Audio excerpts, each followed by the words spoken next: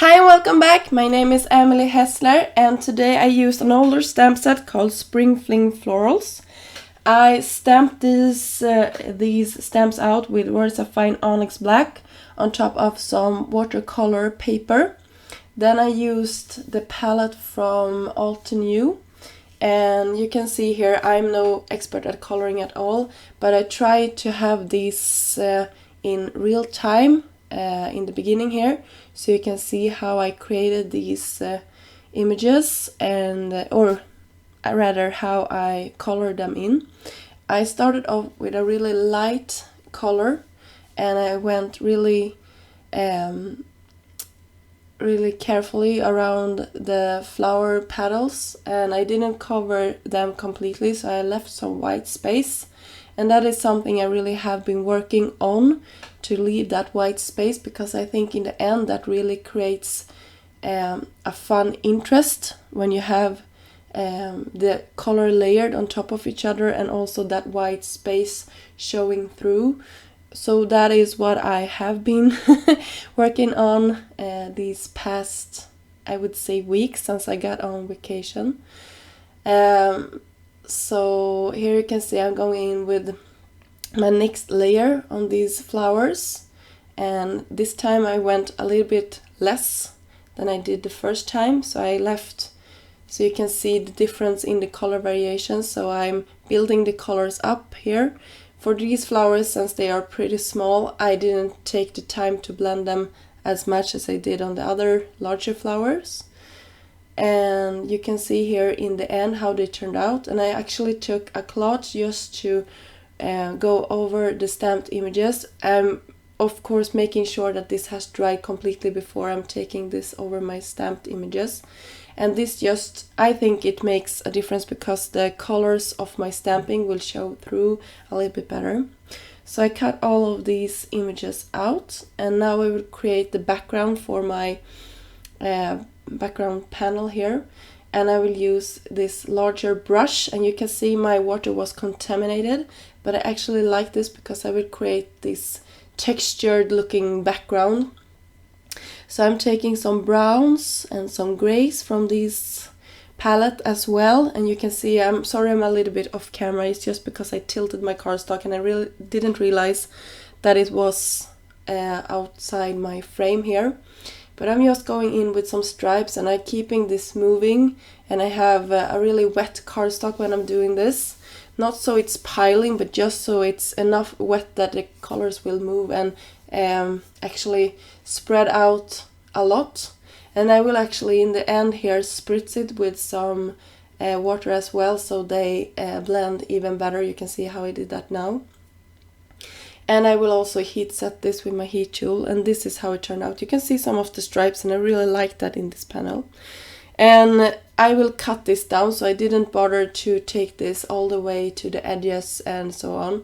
So this was just, this is not the finished size of the paper.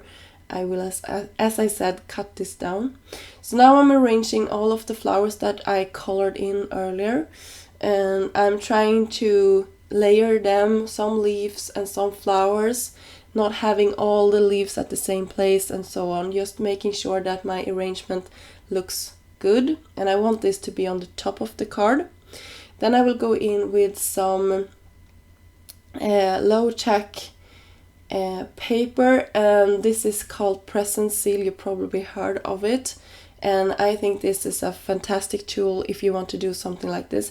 You could also use like a post-it tape or something like that if you don't have this. So now I cut my card panel down to the right size, and I'm carefully peeling this off, making sure that I don't rip my flowers. Actually, if they aren't completely dry or so on, they can stack to the present seal, so you have to be a little bit careful when you're doing this. So now I'm just fiddling around with the placement of the last flowers, because I wanted these to have a lot of dimension, and some of them I wanted to be popped up twice, if that makes sense, so they were a little bit taller than the other flowers and leaves. But all the flowers and leaves have some type of dimension.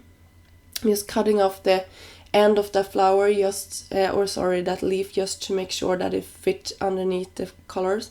And if you saw a little hand, that was my daughter helping me out.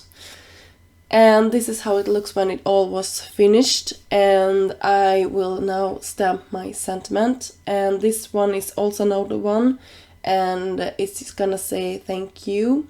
And if you wanted to, you can take a sentiment that complete this sentiment inside of your card. And I will not do this in this video because I don't know what type of which time I will send this card out. When you know, you can go in afterwards and stamp the correct sentiment so it really matches the person you want to send this card to.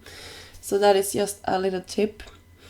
And I'm gonna use a Versa Mark ink here. That's just a clear sticky ink, so I get so my embossing powder will stick to it. And since I had these like earthy tones to my background, I wanted to have some gold. I love golds on my cards. I just think it looks nice and finished, but I think it really complements this card as well.